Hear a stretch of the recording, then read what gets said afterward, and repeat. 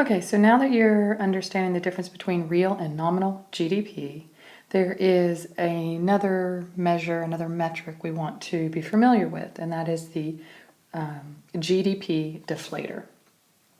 And it's something that can be used to capture the price level of the economy. Since GDP is capturing all the products that are made within a certain time period, it also this measure here, the GDP deflator, will account for the changes in price levels from one year to the next. There's a lot of ways to measure the price level. We'll learn some of them with the inflation chapter. CPI, Consumer Price Index, is one of the most commonly used because it's dealing with those products that consumers buy. But GDP deflator in a lot of ways is a broader measure. So if we think about the fact that real GDP is going to be all the prices, I guess I'm going to say it's kind of equal to, it's calculated by summing all the prices of the goods in some named base year. You know, the government institution that's doing this will say, okay, we're using 2005 as the base year, and they will use it as a base year for a long time, and eventually they'll update it to now it's 2015 as the base year. So the base year is a chosen and a given thing. And then every year that they're calculating particular GDP for, they are using the quantities, and I'm going to call it current year. So I'm using BY for base year and CY for current year. And that's basically, once you sum that up over all the products being made, the appropriate products, right? Not the intermediate goods, et cetera, that gives you your real GDP. So with that in mind, then, the GDP deflator is defined as the nominal GDP divided by the real GDP. And then you just multiply that by 100 to make it a metric. What's the word I'm looking for? An index. Indexes are always set to 100. And what I mean by it's always set to 100 is just look at this definition right here.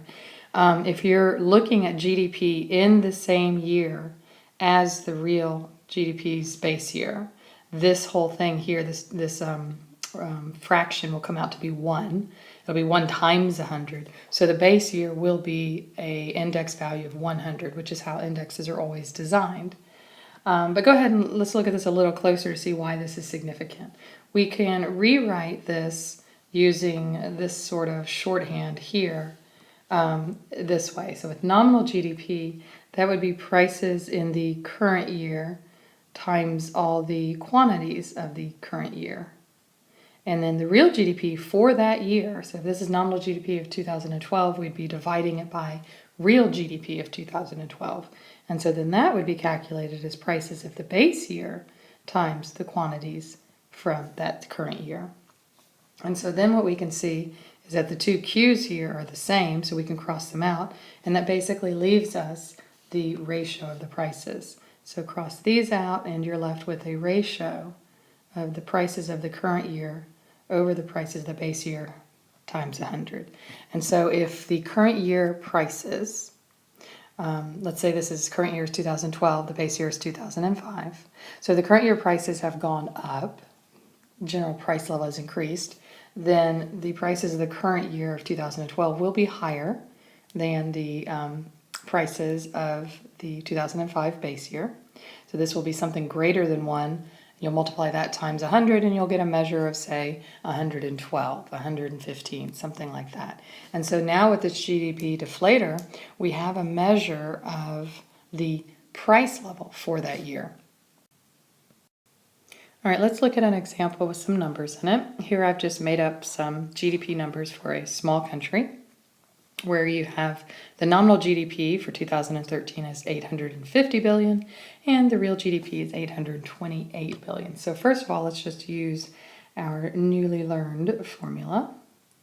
GDP deflator will be the ratio of nominal to real. So that would be the 850 divided by the 828 times 100. And that works out to 102.657. So I'm just going to round that up to 103. All right, what does that mean? What is 103? What is the significance of it? Well, it's telling me that the price level has gone up by 3% since the base year.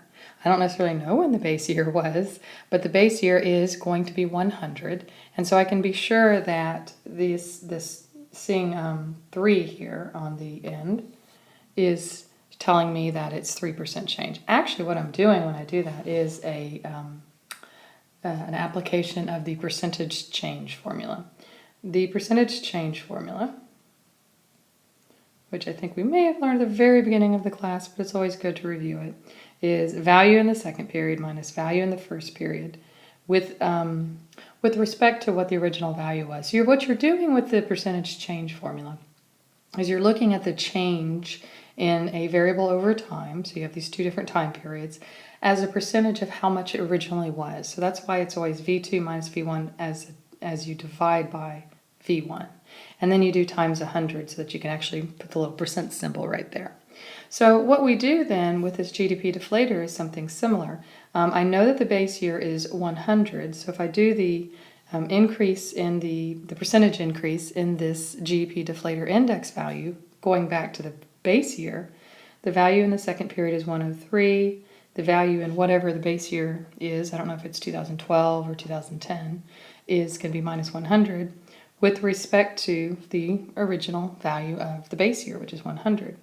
And obviously this is going to equal to be 3 over 100, which is 0.03, and then that would be times 100, and so you end up with 3%.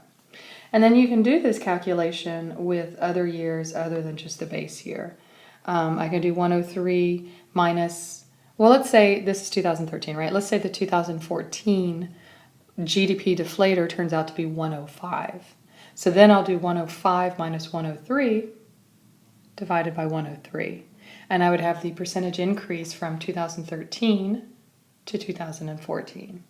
So this is one way we can use it. We're going to come back to this sort of calculation in the inflation chapter.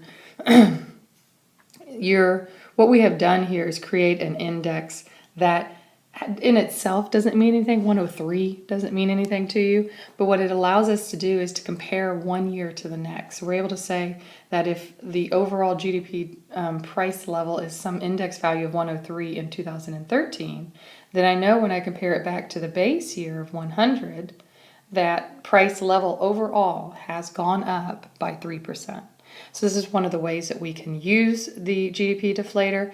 And then the other thing you just want to understand is you can compare 103 to 100 and know that it's 3%. What you cannot do is if you were doing that other calculation where I said the 2014 GDP deflator is 105, I cannot, this is important to make you understand, I cannot do this and say, oh, it's gone up 2% in those years, because that's not the correct calculation. I can compare 105 back to 100 and say it's gone up 5% since the base year.